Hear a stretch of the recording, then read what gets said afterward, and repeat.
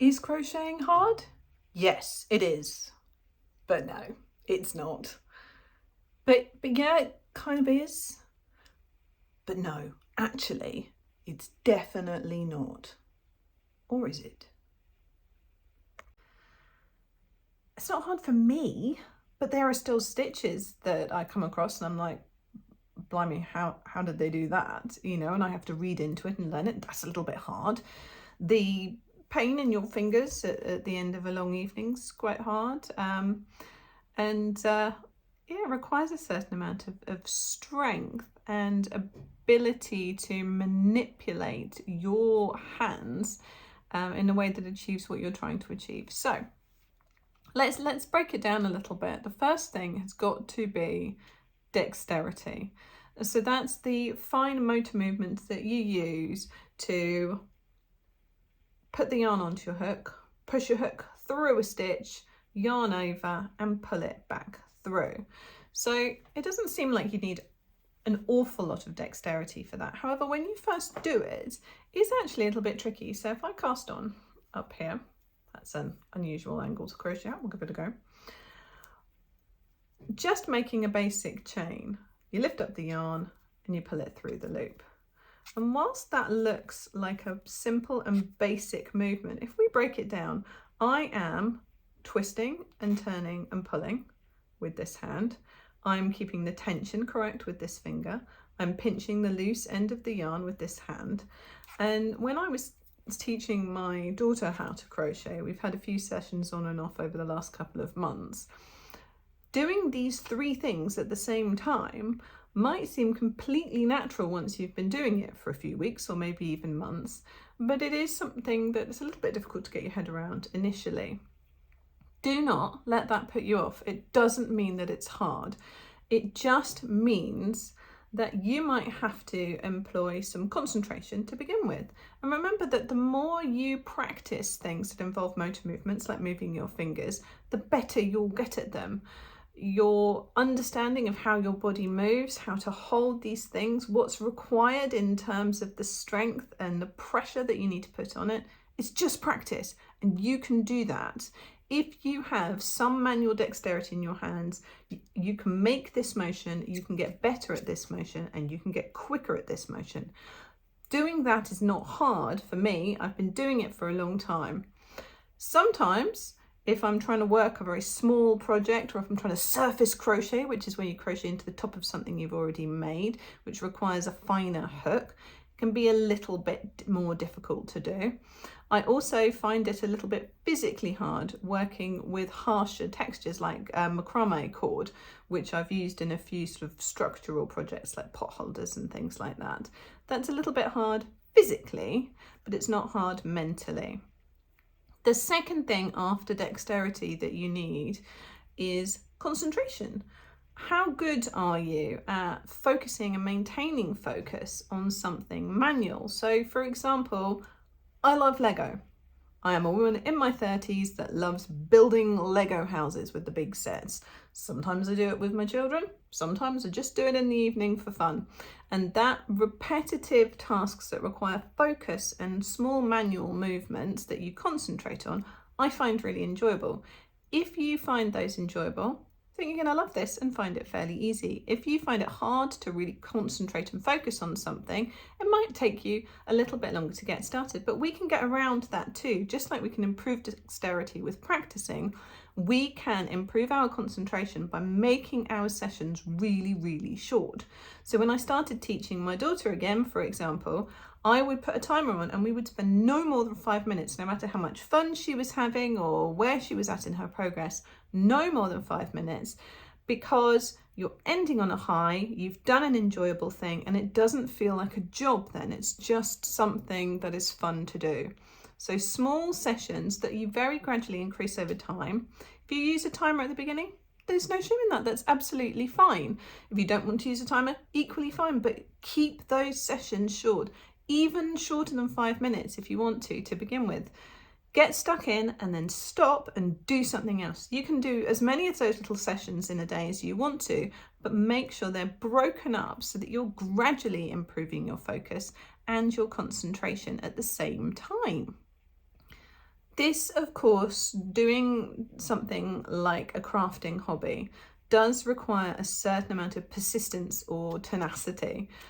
We enter into these big projects that take a long time to do. Like, for example, a blanket. So I've got this next to me, which I've just finished.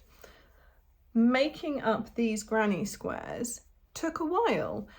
It was actually a really enjoyable project for me, and the way that I make these projects even more fun and so that I don't get just stuck on them is I break them down into pieces. So I made just the orange section and then I added on the next section, so I could see that I was building up a quantity without having to have a trudge through an evening where I'd made 18 complete squares.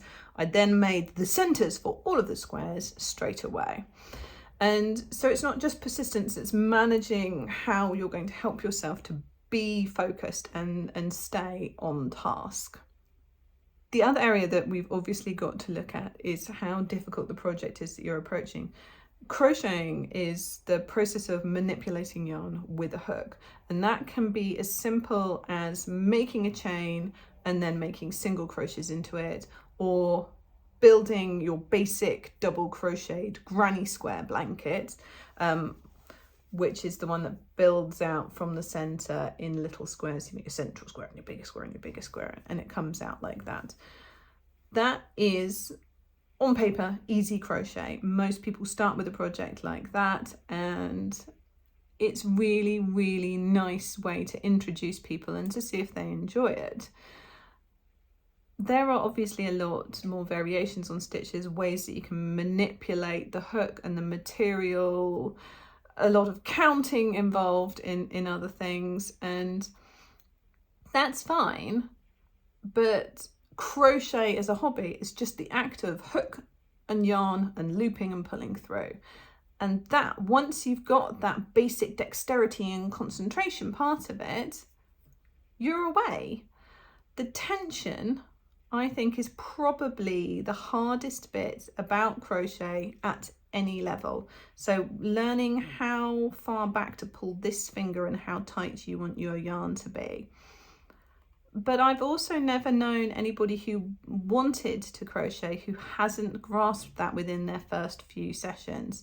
Now, over months and years, your ability to control your tension will become completely automatic. You'll be able to do it without thinking, and that's fantastic. You'll also find that it's more consistent, and the ways that your tension varies between different yarn materials, for example, working with a cotton versus working with something chenille or merino wool. Whatever you're working with, this is my tensioning finger. Your tension is going to become this learned response, and you'll have to work on it initially. But I do think anyone who has this level of control over their finger, you can, within just a few sessions, get really consistent with how tightly you're holding the yarn. And if that's the hardest part of basic crocheting, anyone with that level of manipulation of their fingers, you can do it. This is a thing you can do.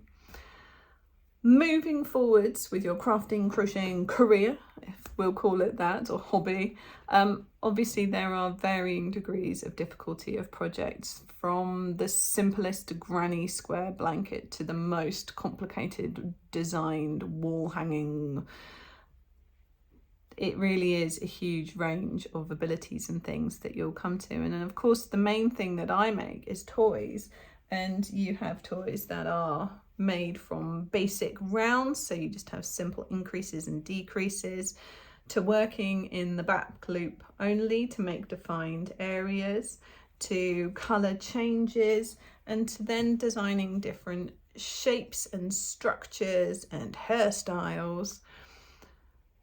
Crocheting toys is a real passion for me, and I think one of the wonderful things about it is at the basic level, and don't get me wrong, basic is not a slight, it's beautiful and adorable, the things that people make from simple increases and decreases.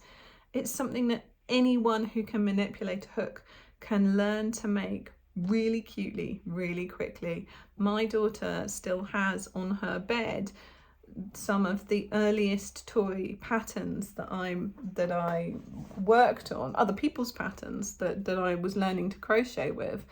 Those toys are still on her bed. They are with the cheapest, snappiest acrylic yarn, and they are in one piece and still look like the thing that they were meant to look like. And that's awesome. You don't have to go any more complicated with this hobby than you want to go. You can take it as far as you want to. You can spend the rest of your life just making granny square blankets and never run out of different designs and colours and patterns and styles.